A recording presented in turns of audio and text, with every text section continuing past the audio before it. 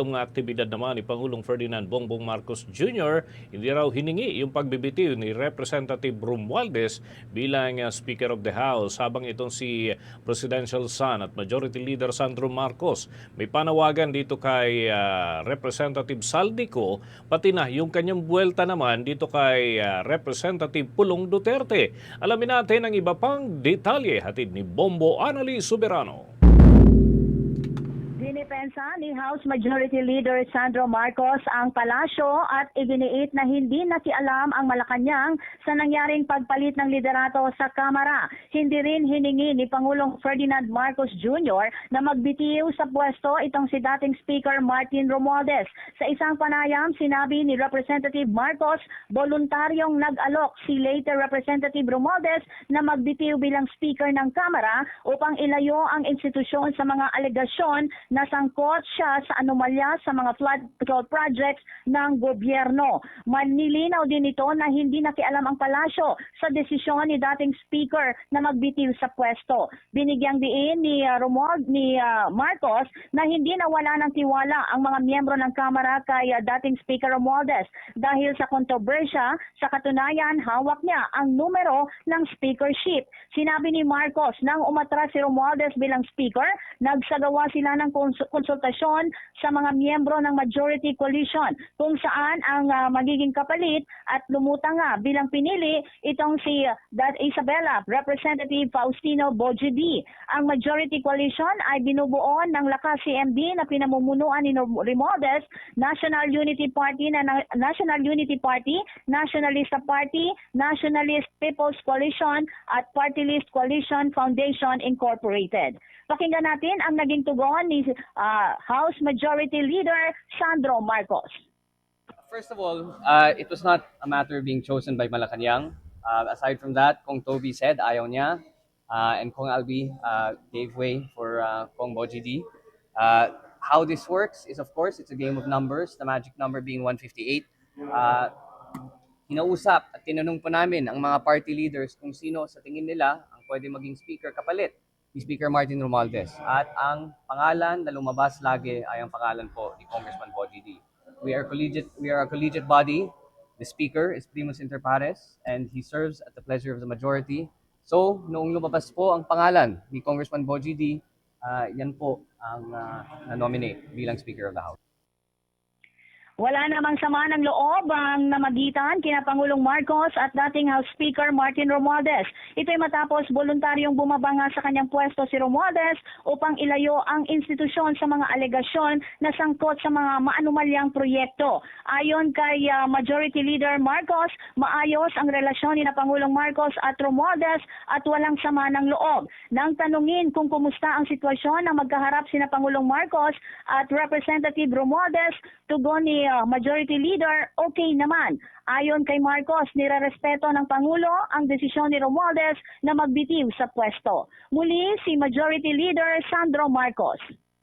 Anong reaction ni Presidente nung makita niya yung resignation ni Speaker Romualdez? It was one of respect.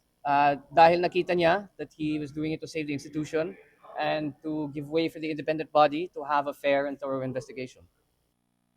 Nananawagan naman si Marcos kay Ako Bicol Party List Representative Saldico na umuwi na sa bansa sa gitna ng mga alegasyong sangkot ito sa irregularidad sa mga proyektong flood control ng gobyerno at umano'y pamimilit pa sa pamahalaan na bigyan ng import permit ang negosyo nitong pangisdaan. Sinabi ni Marcos na siya ang unang magsasabi na dapat umuwi na si Representative Ko at harapin ang lahat ng alegasyon dahil sobrang bigat na ng mga issue at nadadamay na ang Kamara. Kung maalala, ibinunyag ng mag-asawang Sara at Curly Vizcaya na humihingi umano si Ko ng 25% commission mula sa mga proyekto ng gobyerno. Nitong linggo naman, inakusahan siya ni Agriculture Secretary Francisco Chu Laurel na pinilit umano siyang maglabas ng import permit para sa 3 kumpanyang pagmamay-ari ni Ko na may kinalaman sa importasyon ng isda. Gayunpaman, nilinaw ni Marcos na wala sa kapangyarihan ng Kamara na Napiliti naman si Ko na humarap sa House of Representatives. Inihayag din ng Majority Leader, posibleng maharap si Ko sa Ethics Committee kung lalabis na ang kanyang pag-absent at maaari siyang ma-expel bilang miyembro ng Kamara katulad ng nangyari kay dating Negros Oriental Representative Arnie Teves.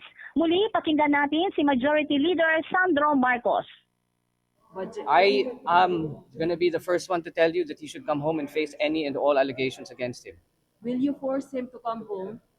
I don't know if that is something you can do as a body, but again, I think he should come home and face the allegations against him. If They are not, too severe, and it's dragging the house in the mud. if not, would that be enough for him to face the ethics committee? It might be, yes. I mean, there's a precedent for it when Kong Arnie Teves did the same. Bumuelta naman si Representative Marcos kay Davao City Representative Paulo Pulong Duterte at sinabihan na huwag palaging mag-absent nang sa gayon alam nito ang mga kaganapan sa House of Representatives. Tugon ito ni Marcos, aligasyon ni Duterte na siya ang pumili sa bagong House Speaker na si Isabela Representative Faustino Boji D. III, kapalit ni later Representative Romualdez. Sinabi ni Marcos walang katotohanan ang akusasyon ni Duterte at iginiit dumaan sa konsultasyon ang desisyon kasama ang mga leader ng iba't ibang partido sa Kamara. Banat ni Marcos sa dating presidential son na baka style niya ito noong Pangulo pa ang kanyang ama at sinabing ibahin siya dahil sumusunod siya sa proseso. Dagdag pa ng Majority Leader, kung nagpakita sana si Representative Duterte sa Kamara at gawin ang kanyang trabaho na dumalo sa sesyon, posibleng makikita niya ang mga ginagawa. Hirit ni Marcos, posibleng abala ang kongresista sa paghahanap sa 51 billion pesos na ginastos ng kanyang distrito. Muli si Majority Leader Sandro Marcos. Naku ma'am, baka style niya yun nung anak siya ng Pangulo. Pero I can assure you that we are consultative with all the party leaders. Pwede mo silang tanungin. We met for plenty of weeks. Kung nagpakita sana si Kong Pulong dito sa trabaho at sa session, baka makikita din niya. But I'm sure he's busy looking for the 51 billion that was spent. Mula sa Kamara, Bombo Anali Montaño Soberano nag-uulat. And this is Bombo Radio Philippines, the #1 and most trusted source of news and information. Basta Radio, Bombo! For the most trusted source of news and information, visit our website at www.bomboradio.com. Follow us on Bombo Radio mobile app, Facebook, YouTube, TikTok, and X, formerly Twitter. Like, share, and stay connected. Anytime, anywhere.